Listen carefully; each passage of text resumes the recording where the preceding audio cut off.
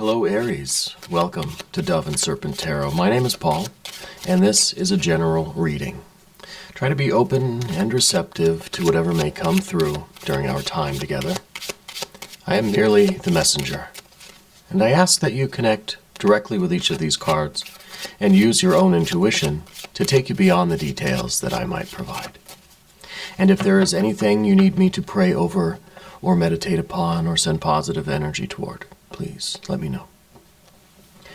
And remember, Aries, that the most important part of any tarot reading is you. And this is a very fine Prince of Pentacles, very hard-working energy. That is some energy that will basically nose to the grindstone, right? This is real determination. Real determination. Let's put it into some context. Oh my god. Wow. And we have a Prince of Wands. We have intense creative activity as well. This is very cool to me. So we're going to continue with the path of the dove and the path of the serpent. Okay. Yeah, you're definitely, I feel like you have a really, you have an intense passion right now, and almost a kind of feels like a curiosity almost. Well, let's select the mystery card, bonus card, confirmation card. This is one card from the Smith-Waite Tarot.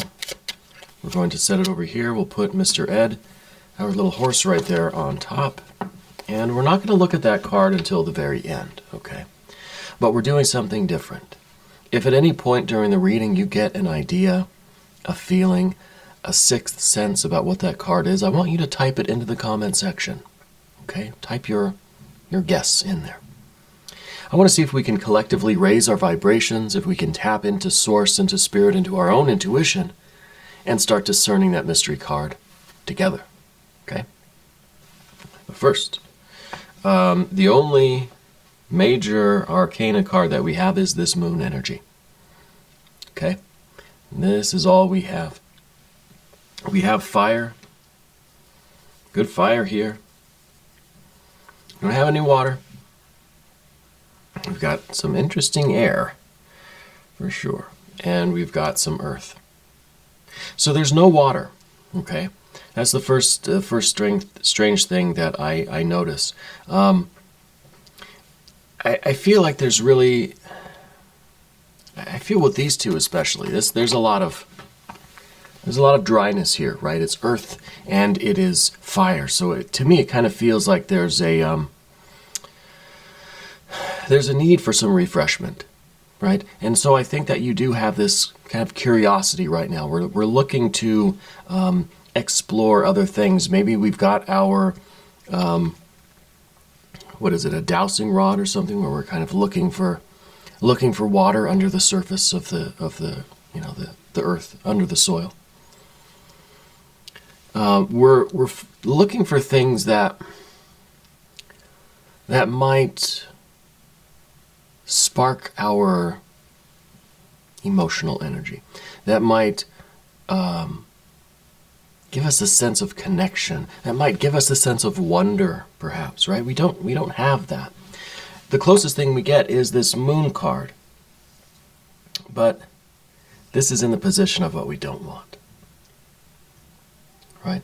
So this is kind of like the idea that because curiosity killed the cat, well, we're trying not to be that cat, right? That we are intensely curious about something, we want to explore something, but we're just kind of, no, it's okay. It's like we don't want to get that water energy. There's a reason why it's not here. I think it's not here maybe because we're just kind of keeping it at bay, right? These two energies, both princes, both fixed in the air energy, okay? The air of fire, the air of earth. I think that this is us trying to stay committed to what we're doing. We're determined. We want to kind of tune out any distractions. We want to tune out basically the moon card, but this is the only major arcana here. This is important. I think we need to open ourselves up to this. That's kind of, this is the obstacle here, right? I think you have a very interesting alignment of fire energy and then also the air, because remember the princes are the air element of the suit that they're in. So the air of fire, the air of earth. It's the way that we are able to communicate the kind of core ideas of our creativity and our practical manifestations. We're taking all of this fire energy, we're learning how to communicate it succinctly and manifest our goals. This is a very rare alignment, right? This is not something that we see very often. And you know me on this channel, I love the fire and the earth together because that is the direct connection to manifestation. It is the act of creation. It is fire, the creative will, the idea, then manifested, right? Fire directly to earth. It's usually the air and the water that get in the way of that, our thinking and our feeling, right? When we're trying to take the idea from above and manifest it straight to the ground, it kind of gets stopped at the checkpoint here of our heart and mind.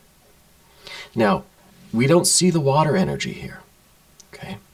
So maybe this is telling me that the real issue is that we don't have our heart in this. We're staying focused and determined, right? We're very skilled.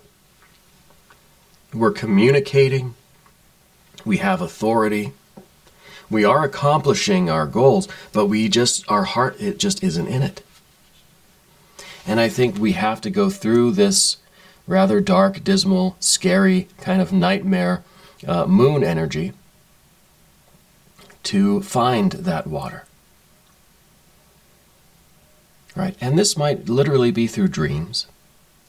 This might be through our imagination, through our curiosity, right? But I feel like we're trying to tune these distractions out. We look at them as reversing the unity that we found in the air energy, right? We're going from two, through our efforts to manifest, we're bringing our things to one single objective, one single point, the Ace of Swords. And this is really the elimination of all distractions, right? This is the sword by which we can cut down anything that is trying to push us aside or distract us or in any way take our attention or our focus from our goals, from our manifestation, from what we're doing, or the goals that we're trying to reach, okay? So both going from the 10 and the 8 to an ace. From this 2, the 2 becomes 1.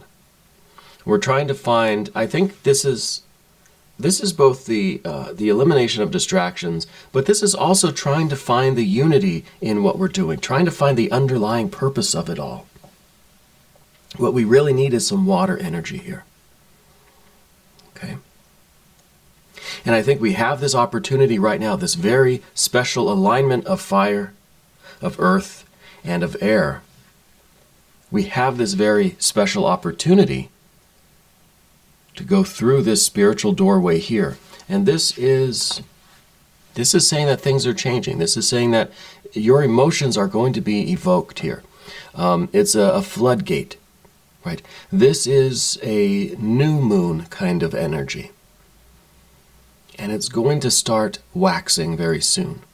And we're going to start feeling that light, that inspiration, that connection.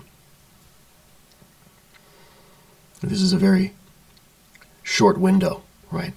The new moon, what is it, 3 days, right? It doesn't last very long before that hole, that portal, that new moon kind of doorway, that wormhole, starts to close, right? So this air and fire and earth energy is aligning right now. And this card may even say that during the next new moon, that you should do something special to try to connect with that sense of imagination, that sense of wonder, right? Connect with your dreams. Do a kind of ritual at home or a natural setting if you can get to one, and open yourself up to this kind of lunar influence, this water energy, because it feels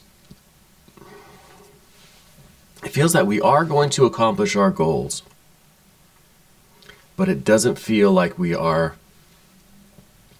feeling all that satisfied by it, right? Got a 10 of Wands up here at the top. This is some very restrictive Saturn energy. See, we have Saturn in both these places up here. And this is very significant to me. Because the first one, Saturn in Sagittarius, there is a restriction being placed on our philosophy, our curiosity, our sense of wonder, our sense of progress, the expansion of our beliefs, the sorting out of our own kind of, dream world, our internal world. There is a restriction being placed on this. And it could be by giving ourselves way too much work to do, right? That we don't have time to explore this more dreamy, imaginative lunar energy. And this kind of energy is what will bring on that flood of emotion and connection and satisfaction. But it seems like we're overloaded with work, with this burden, and we're not allowing ourselves the opportunity to do that. You see, it's Saturn. It's very, very strict. It's very rigid structure. I think there's a sense of security in this, but I think it's limiting. It's like we're not allowing ourselves to be creative, to be curious, to explore and philosophize, right? But then we also see Saturn over here in the Three of Swords. So we have the 3, so this has given me this kind of 3-day window. But then there's also the idea of Saturn here, which is, again, it's kind of causing this window to close. The portal that is open in this moon card is already closing because of this Saturn energy. And this is the Saturn energy that's pretty much brought on by our own thinking. If we don't take advantage of this now, our thoughts will slowly close the door, close the window, right? We'll talk ourselves out of it very quickly. And it could be with the Three of Swords that we have experience with this. That we've allowed ourselves to get too close, too connected, too imaginative, creative, too dreamy, right, in the past. And maybe it didn't work out so well. So because we have this memory, our mind is automatically going to kind of close that window for us. Okay. Now let's go back. We're kind of jumping around. Let's go back to the path of the dove here. The two of Swords, recent past. This, I think, was your original commitment to do this work that you're doing. I don't know if this is a business that you're in. It could be that you're in a partnership with somebody, and it was almost like a promise that we made. You know, we signed on for this, right? Even though it doesn't seem like there was much of a connection here, right? There was, I think, an agreement, a promise made, but I feel like it was kind of an effort to keep us from getting too far out in this fire energy, in our creativity, in our curiosity. Right? Does that make sense? I think we're intentionally limiting ourselves here with this one. Now, we do have some lunar energy with this Two of Swords. We do have the Libra energy, which is kind of very similar to what we have here with the Three of Swords. So I'm getting this feeling like we're closing the door on that side of ourselves. I'm almost feeling like at one point you were very very connected with your dreams, with imagination, with your psychic ability. Maybe you read tarot cards or tea leaves or do some other form of divination. Maybe you're a very spiritual person. You had your rituals, your religious and spiritual practices. But I feel like we made a commitment to something else to put all that behind us, right? I feel like this is us kind of saying, look, I'm saying enough to that part of my life. And I don't know why that would be. Okay? But I kind of feel like now we're committed to something else. And we are overcommitting ourselves so that there's no room for us to go back to what was once a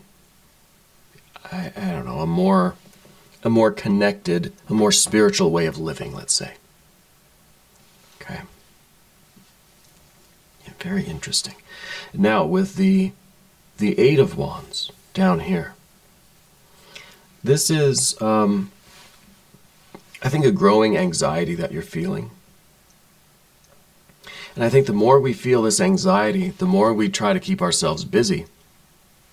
Because what's really calling you is this moon, this lunar energy.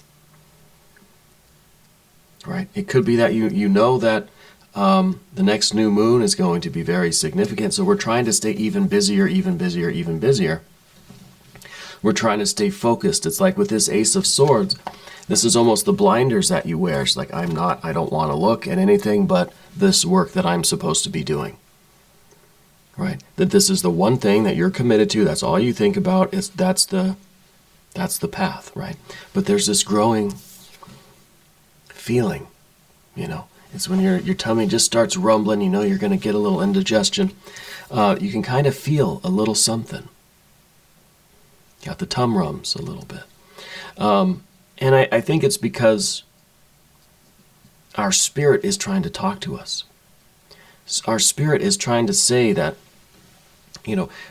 you have this opportunity to reconnect with this very important side of yourself. All the energy that we really need is here. And if we can activate this fire, this air, and this earth energy, we can let in all of this spiritual energy, let in all of this water energy back in. So I don't know what this Two of Swords is all about, but I feel like we kind of barred the way. We said no, we said goodbye. I don't know if we were hurt or wronged or if our trust was betrayed in some way. And so now we're just like, we're all business, We have this intensity, this authority, and I think we're manifesting a lot on the physical plane. Here's the Nine of Pentacles. This is in your general energy. This is kind of what we are focused on. It's almost like we've gone from being very spiritually minded people to being very kind of focused on material stuff. I'm not saying that you're materially oriented, but that we think of progress as something we can measure. Right? That I'm done with all the hocus pocus, mystical, magical stuff, all the spiritual stuff. Now I want to see results. Right? And now we're very practical people. And I think it's working for you. I think you're doing a lot of good things. You're building a successful life. You're building a successful, stable, secure home. But I think the Four of Pentacles here is betraying an imbalance. It may look like balance, right? The four walls. But I feel like it is limiting us. I feel like it's kind of isolating us. We're taking on more and more work to keep our thoughts from straying back to whatever this was. We're accumulating more and more. We're trying to build more and more walls around us to keep us from going back to whatever that was. Now, maybe that was a relationship. Maybe it was a relationship with God, goddess, deity, guardian angel, ancestors. Maybe it was another person, right? Maybe we're rejecting the water energy for a different reason, right? Maybe it has to do with a romance or a love relationship. It could be. Could be. But I feel like we have this opportunity now to open this floodgate. And it's kind of scary because we don't know what's on the other side of it. Well, we know one thing that's on the other side is all of our memories about what went wrong back here. And I think that's enough to keep us from, there could be a lot of good stuff on the other side of this horizon. When this sun rises, there may be a lot of treasure out here. But the idea that this will also be there is enough to say, nope, I'm putting the bars on the door. You know what I mean? But the Moon card, this is the only major arcana energy that we have. This is the spiritual overtone of this reading. That there's a big opportunity for change coming in your life. And I don't think it's so much a change as in we're becoming something different. I think we're going back to something that once meant a lot to us. I'm not saying to go back to that bad relationship. But I'm saying open yourself up to a future relationship, to that water energy, that magic, that love, that affection, whatever it's manifesting as. There's an opportunity now to open ourselves up to it again. And because this is the only major arcana card that we have, we've got to consult the I-Ching.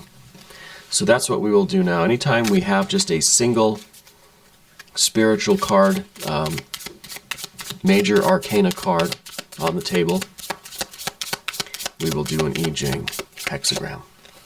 So it is 18, corruption.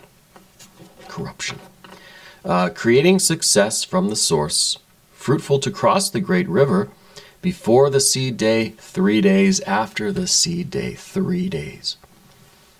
Can't make this stuff up. 3 days, that's what we've been talking about. So it seems like we do have this window, right? This window of opportunity to let this magic back in. But this is the card of corruption, right? Something dark under the surface of life, manifesting as patterns of negative experience. And I think this is kind of what we're talking about with the 3 and then the 2 here. We kind of had this thing before. We don't want it again because it was bad before. We feel like we had this water energy, but it's been corrupted. And now we're avoiding it, right? This comes from our past, our parents, or our culture. It's time to examine those old patterns, to understand where they come from, before you can tend to the growing seed of change in your life. Interesting. It's interesting how right on the nose the I-Ching can be with these readings. What is behind this trouble? What is the hidden cause? That's what we're talking about with the 2 of Swords. So we feel like this, I don't know if it's representing a spiritual energy, a spiritual practice, your relationship with your spirituality or with a religious organization or group. If it's a relationship with a friend or family member or something like that. But I feel like it's been corrupted. But I feel like now's the time to take advantage of this kind of 3-day window that we have, right? Very interesting. And I think you know that it's time to take action because of this 8 of Wands, this growing anxiety. We feel the need to do something. So what we do is just kind of keep piling on more stuff to keep us busy, but we still feel the anxiety. So obviously that's not working. What we're being called to do is something different than just pile on more work, right? More busyness. Let's look at the mystery card now. And this is the point of the reading where I will ask you to try to connect with these images, with these energies. Let's try to raise our vibrations. Let's try to tap into spirit, into source, right? Now's a good time to try opening ourselves up to spirit. Let's see if we can discern this mystery card. I'll switch the camera. I'll have a sip of my, I'm drinking this kind of orange vitamin C immune system thing. It doesn't taste very good, but it's supposed to be good for my immune system. It's supposed to be good for my voice. So we'll see.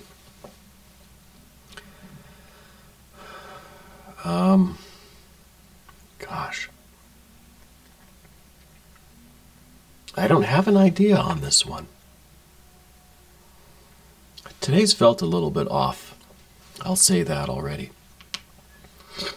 Well, obviously some water energy. But I almost don't feel like it's going to be, you know? I'll switch the camera one more time. Go ahead and put your answers in the comments section, and then we're going to reveal this, because I don't have a very strong feeling. So I'm just going to say water of some kind, right? It is water of some kind. It is the Hanged Man. The Hanged Man is the pure water energy. And this, I think, is interesting, because this is either, this is us kind of like refusing to do this, refusing to open ourselves up to this, and just kind of suffering without it, just continuing to do what we're doing is kind of like being in this Hanged Man position, right? But this is very limiting, right? Your hands are kind of tied behind your back here. There's only so much that you can do to kind of ease the discomfort that you're experiencing. However, we could flip this card around. We could try to work around our limitations. We could try to free our hands.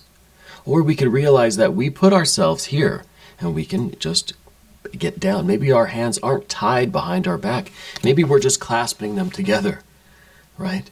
Maybe if we ease up, if we relax, then we'll get out of this situation and we will understand how to be, I'm going to say free, but how to be more at ease with what's going on. And I feel like with the Hanged Man, it's this is an opportunity for us to climb down, right? Let's climb down from here. There's this idea of just voluntarily suffering without something. And I don't think we need to do that. I think that this is not a good position for any of us to remain in for too long. So whatever happened, it's time to get down off of this, right? It's time to stand up, free ourselves, and go for a swim, right? Swim in this water rather than just kind of being suspended in it. So there's something deep going on here. I keep looking at the I-Ching card with this idea of corruption, and then I think of the Hanged Man, I think of redemption. I don't know what this Two of Swords is about in the past. I do feel like it's something very serious, and I hope I didn't really hit too much of a nerve with it. And especially as we're talking now with the corruption and redemption related to this Two of Swords. Whatever it is, you can, I'm tempted to say you can forgive yourself, but I don't want to imply that you did anything wrong or that anything is your fault. But if you're feeling that way, let's get down from there. Okay? Let's get down from there. And we're going to do an extended reading. So if you want to stick around, click either above or below in the video description. New readings for Aries every Monday and Friday at 6 a.m. Chicago time. I want to thank you for being here and for watching this video all the way through until the end. It really helps out the channel. I appreciate that. And Aries, I want you to remember that you are the most important part of Dove and Serpent Tarot.